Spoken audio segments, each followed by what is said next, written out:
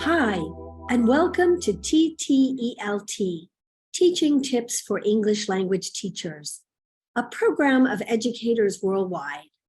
I'm your host today, Melanie Gobert.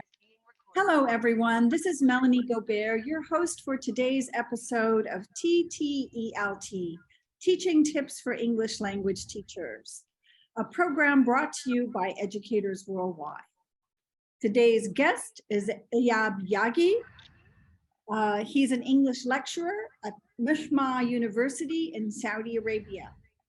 He's going to talk with us about online reading dispositions. Welcome, Eyhab. How are you today?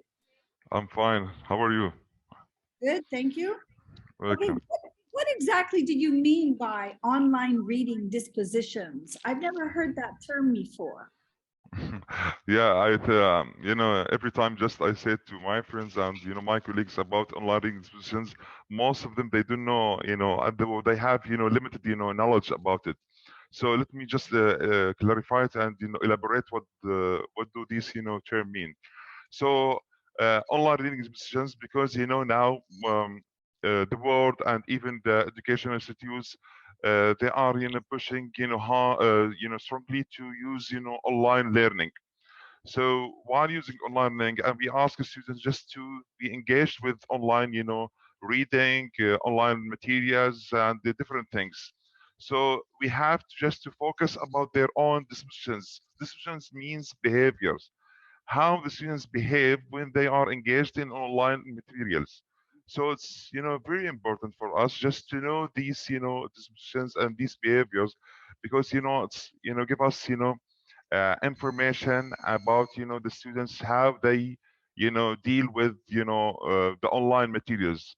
Are they facing problems, or they are ready to use it, or just to absorb the information that they are receive it while using online materials. Okay, so what are the different types of online reading dispositions? Can you elaborate on those? Yeah, surely, I can elaborate. Thank you. This is very important. Even we have just to clarify it for people. According to the research, I'm just trying to give you the information from the research conducted about this topic. So I'm basing my answer on the scientific answer. So the first one, I think, which is very important, it's called, collaborative. Collaboration, I'm talking about collaboration, how they, students behave when they use online reading. Collaboration, it means that they can, depend or rely on their own peer, okay? So on their colleagues by while facing, a problem, or, an obstacle while reading online, they can ask their own peer or their colleague about something, especially in Arab world, while students they are engaged in the online reading. So sometimes they have, or they facing some words, they don't know the meaning of these words, so they can ask an assistant or an aide from their own colleague and their peer. So this is we call it collaboration.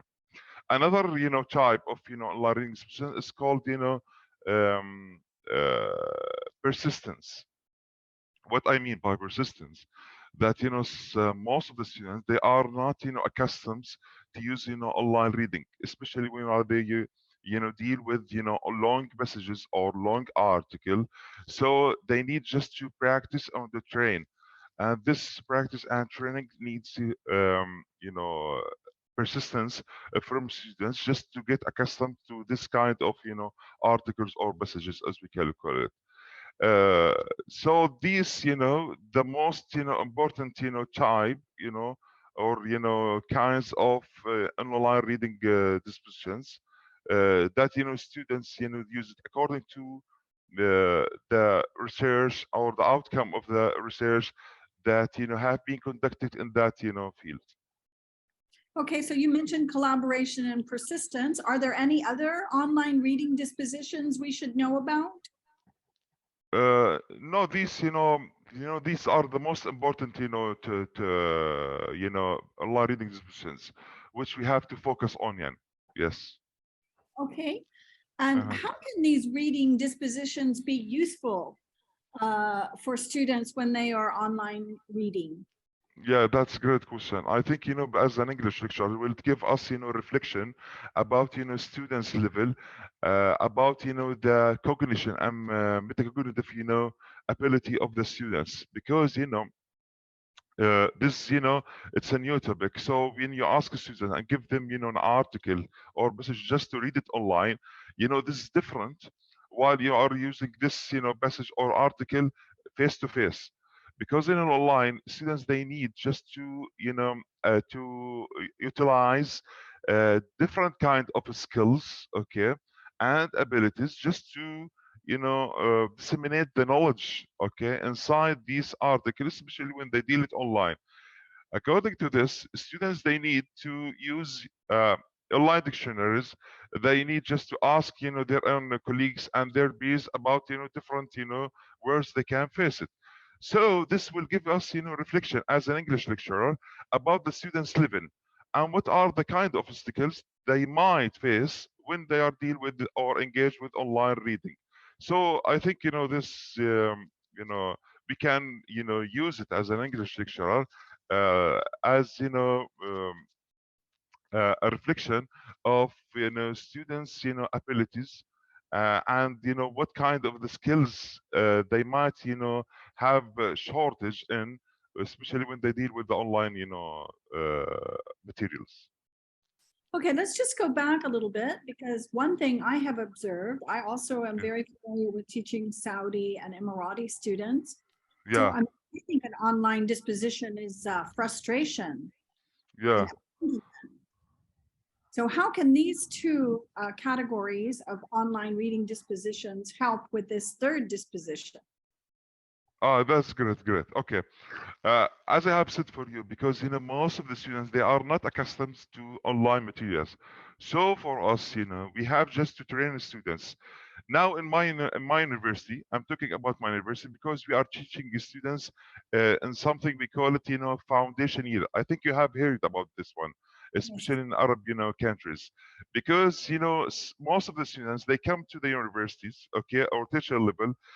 We start with most of them from scratch because they don't have the basics of English language. So according to this, we set on a plan for the students, okay, and this plan has been categorized and classified according to the students level.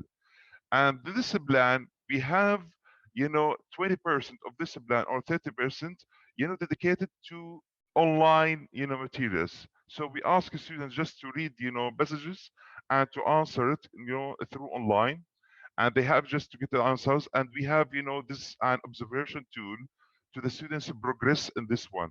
So we start with the students from step by step, starting from short messages till at the end of this year, so they can deal with the long messages. According through I'm telling you, during this journey through the year, okay, we have a progress tool, okay, so we can observe whether the student they have progress or not, or they have some kind of drawbacks, so we can deal with it and put him some remedial actions for the students, so we can improve the weakness point for the students. Okay, so what are some of the things you would do to improve those weak points? Okay.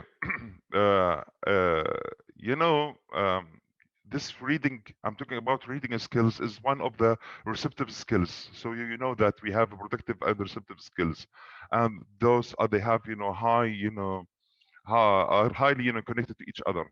So a reading, as I have told you, most of the students we start from them with them from scratch. So in the beginning, we start to just to build their own, how can I say it, this vocabulary knowledge, okay? Because once the student they are trained to have, or enrich their own, knowledge about vocabulary, so we can build for them, a knowledge, okay? According to this knowledge, they can use it just to read, okay, to read. And sometimes we have for them how can I say it, yes, some kind of exercise and training about the reading itself. I'm talking about the reading process, how to read, okay, how to read fast, how to skim, how to scan, these, process, and these, how can strategies they can use it just to develop their own, reading skills. Mhm. Okay, Eyhab, thank you very much for joining us today. I really appreciate it. This has been your host, Melanie Gobert, on behalf of TTELT, Teaching Tips for English Language Teachers, a program brought to you by educators worldwide. Thank you very much for joining us, Eyhab. Thank you. See you. Very much. Thank you for joining us today. Share with us how you are using these tips. Leave us a comment or voice message on social media or at ttelt.org. Thanks for joining this episode of TTELT, brought to you by educators worldwide. Follow, like, and subscribe to TTELT on your social media, and try a new teaching tip today.